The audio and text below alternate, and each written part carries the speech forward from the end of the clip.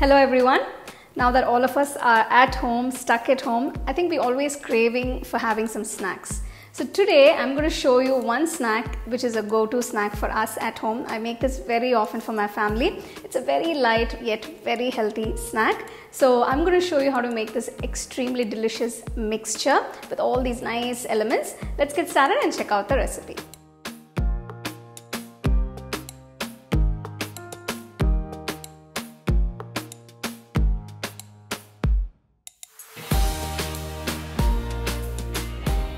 For the mixture, I've taken puffed rice. Now if you don't have puffed rice, you can also use beaten rice, that is flattened rice or poha. I've also taken some peanuts, roasted chana dal, some cashew nuts, a few cloves of garlic, a few curry leaves, some chili powder and salt. I'm also going to use a little ghee for roasting. If you don't have ghee, you can also use oil. Take a pan, add 1 teaspoon of ghee. First I'm going to roast the peanuts. Now I've taken the peanuts with skin. If you don't have this, you can also use the peanuts without skin, but make sure you roast them first. Even if you're using slightly roasted peanuts, before you make the mixture, you need to roast all the ingredients. Roast the peanuts till you get a nice golden brown color. You can see they're roasted nicely. Transfer them to a plate. To the same pan, add another teaspoon of ghee.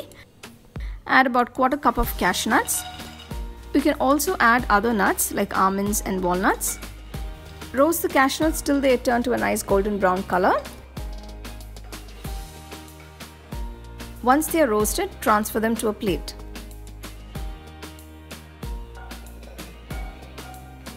Next, to the pan, add another teaspoon of ghee and add the roasted chana dal. Roasted chana dal has a rich source of protein and dietary fiber. It's very good for your health. Once you've roasted to a nice golden color, remove from the pan and keep it aside. Next, to the pan, add 1 teaspoon of ghee. I'm going to add a few curry leaves. Now this gives a lot of flavor, and if you don't have curry leaves, don't worry about it, you can do it without it.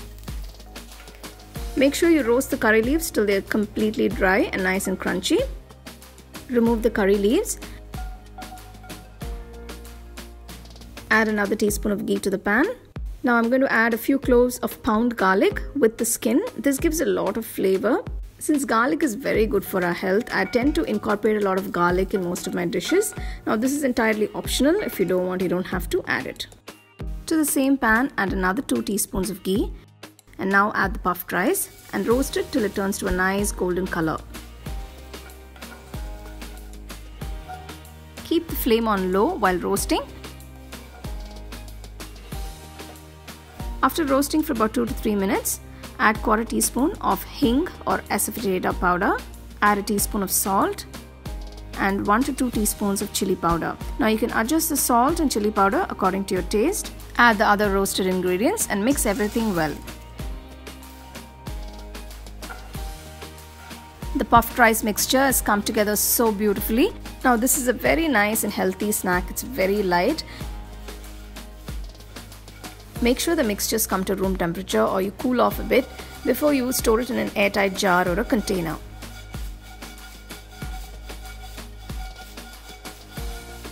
Here is a great and must-try snacking option for you.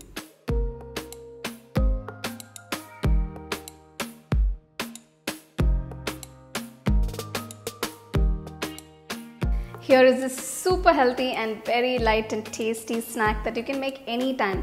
So you can add any nuts of your choice. I've added some cashew nuts, some peanuts, as well as some roasted Bengal gram.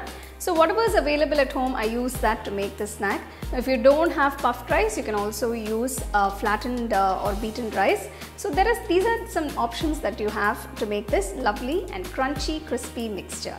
So do try this and enjoy. You can get a copy of our first edition of the home cooking book on 21 Frame.